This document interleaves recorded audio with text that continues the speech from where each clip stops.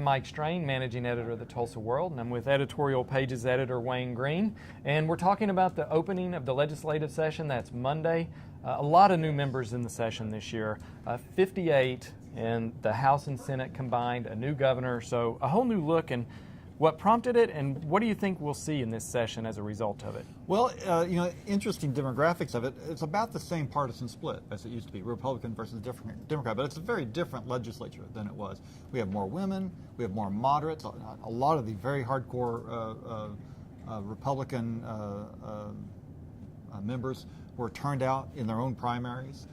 We have more teachers. I get the sense from there are still some very conservative people in the legislature, but I get the sense from legislators that they feel like this is a much more centrist legislature that's determined to get some things done. Mm-hmm. And we met this week with Charles McCall, the House Speaker, who we appreciated coming to Tulsa and visiting with us. And one of the points he made was for this session that he would view it as an accomplishment was a little more civility. And so that speaks to the point you were making about people maybe coming together a little more than the extremes we've seen. He also talked about issues. One of them, the big one that everyone talks about, is education. What do you think about that? Well, the word we're getting, earlier in this year, it looked like they might have about $600 million to spend over the course of the session. Now it looks more like maybe $100 million less than that, maybe $500 million, which is a lot of money, and it's a lot better than they've been in the past. There have been years that they had half $500 million that they had to cut from the budget. So that gives them some space to work with, and I think there's little doubt that the lion's share of that money is going to end up going to education.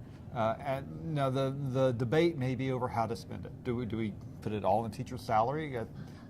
I sort of got that sense from the speaker yesterday that teacher salary is still a big issue, and they very much want to try to get Oklahoma to having the highest average teacher salary in the region, which is a pretty good lift because Texas is already ahead of us and is looking at some substantial raises of their own this year.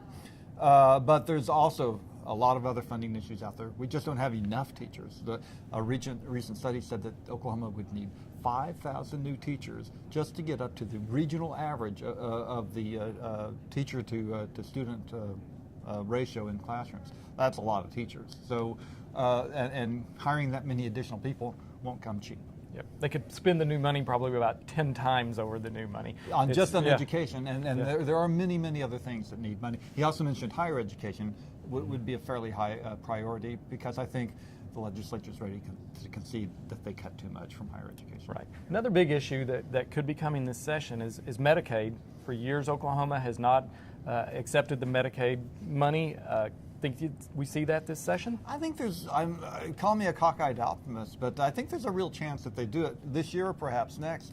We don't have the financial crisis pushing it, but the business case that's being made, which is that we're turning away $1 billion in federal money every year that would fund 90% of services to the poorest Oklahomans who right now, you and I and any other insured Oklahoman is currently paying for those people's health care costs because when they get sick, they go to emergency rooms. The hospitals either absorb that cost or they pass it on to their paying customers and their insured customers.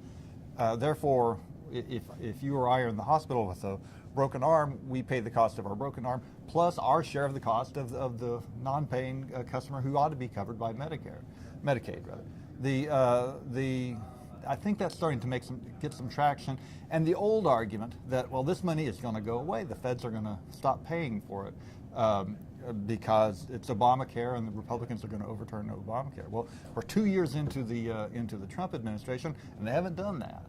And other very conservative states, Montana, Idaho, Utah, Arkansas, have said they'll give us the money.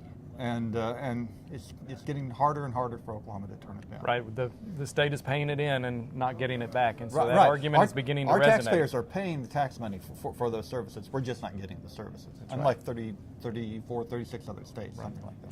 So that's a brief look at the upcoming legislative session. You can find a lot more. We've been previewing the session now for weeks, actually, and we have a preview in the February 3rd paper. You can pick up a copy of that, or you can find all of our coverage at tulsaworld.com.